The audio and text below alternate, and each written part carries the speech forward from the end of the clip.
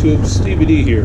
Today I am riding to Normandy, France, where the Normandy Beach landings of D-Day happened. So by looking at the video, you can tell it's a little bit of a wet day. It's been raining since, probably midnight last night. So the weather is a little bit cool, but still okay to ride in. So figured soldiers fought in this type of weather. At least I can do is drive in this weather. So right now I'm on my way to the Overlord Museum. Overlord Museum, I was told, is probably the best museum to go to first because it has a wide array of everything in the whole story of the landings and that. So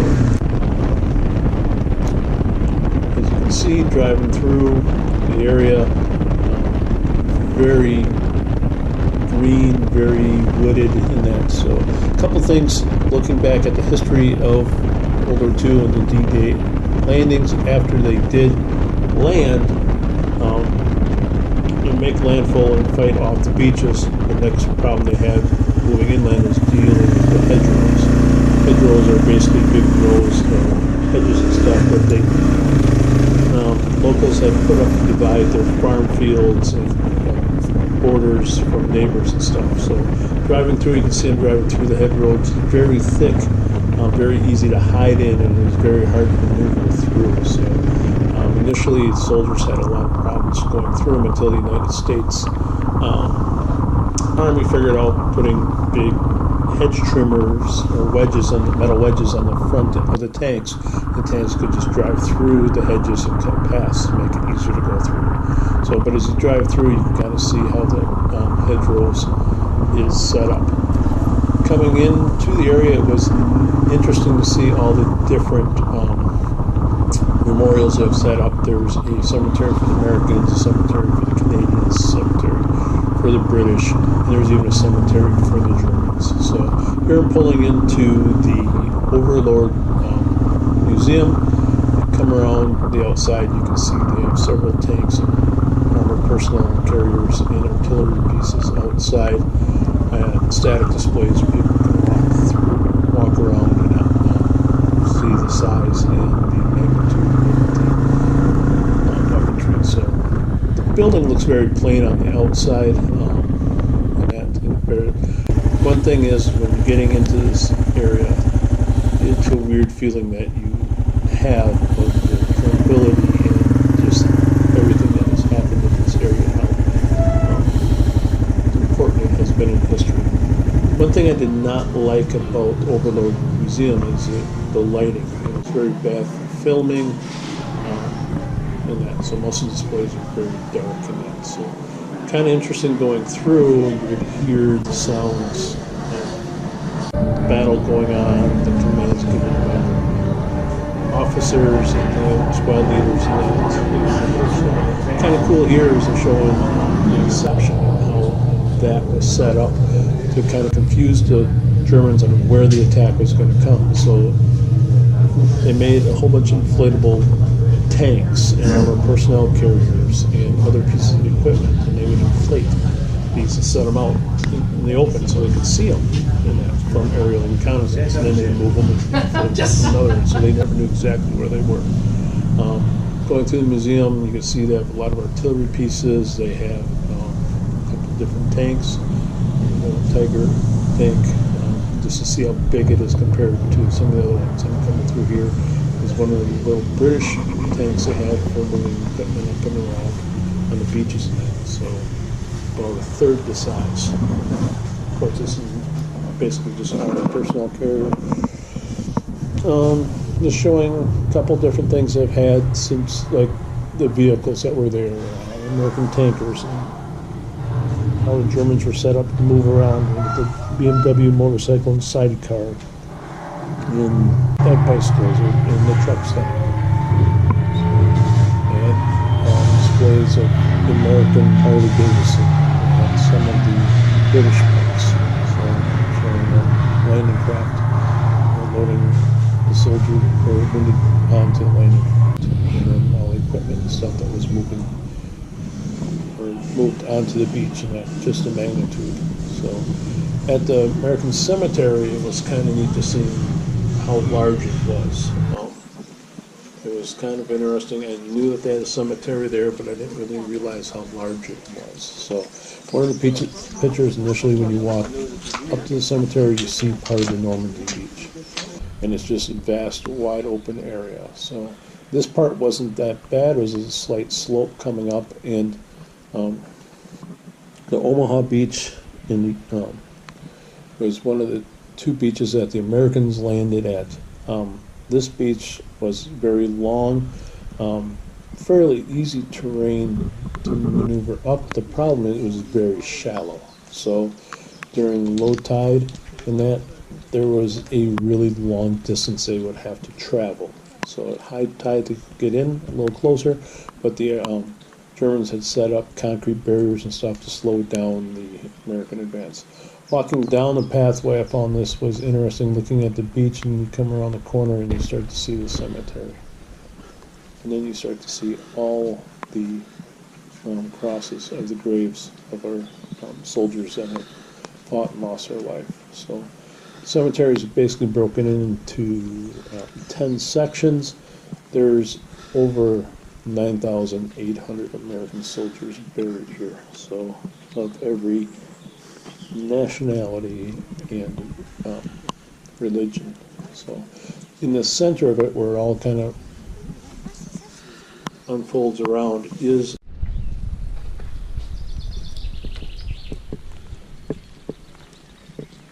this chapel has been erected by the United States of America in grateful memory for sons who gave their lives in the landing on the Normandy beaches in the liberation of northern France.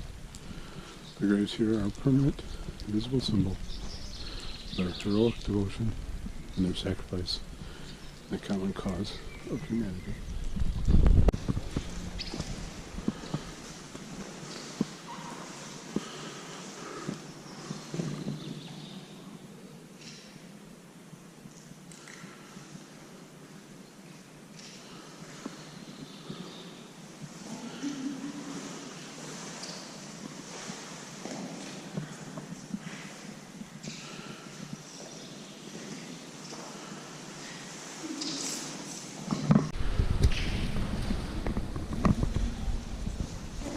all the different spokes of the cemetery and the vastness of all the graves.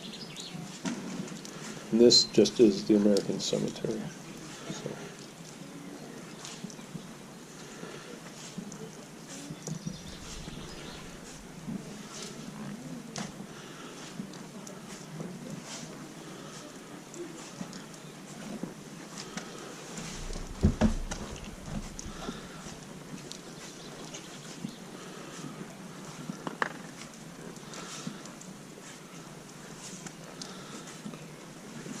What you're hearing is a bell ringing. It was noon when I was here and was filming. As I was walking up to this section, the bell started ringing, and it was kind of an eerie way the bells were ringing. You heard bells ringing in the forefront, and then you had the echoing bells coming from a different section. So this is inside another part of the cemetery and just showing the map of Western Front, and then the landing in the operation of the Operation Overlord. This is a wall that surrounds that last section with the operations in it, and it has every name of the soldiers that are buried here. Their name, their unit, and where they were from.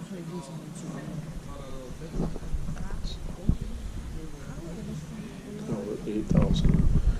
The next museum I went to was the Omaha Beach Museum. This one I really liked due to the lighting. It was really well lit, and the displays were very well done. Again, they had this solid battle of communications going on that you could hear as you walk through it, and then they showed all the different aspects of life that was going on before and during the invasion.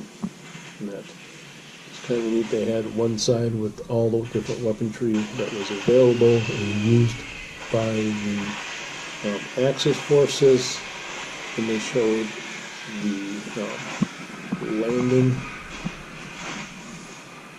scene of the Allied forces coming up the beach.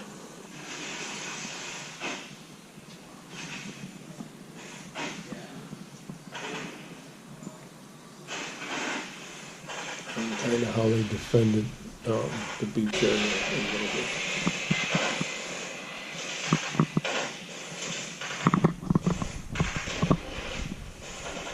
Their machine gun posts, barbed wire, mines,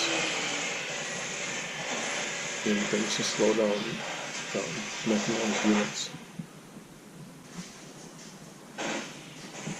And then they also had the weaponry that was available and used by the Allied forces.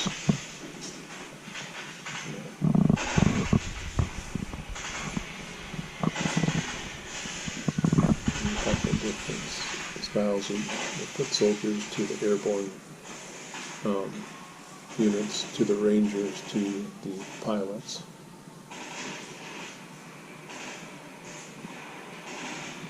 And then you had a section for the rangers that had to scale the cliffs at Ad Hoc to knock out some of the main artillery pieces.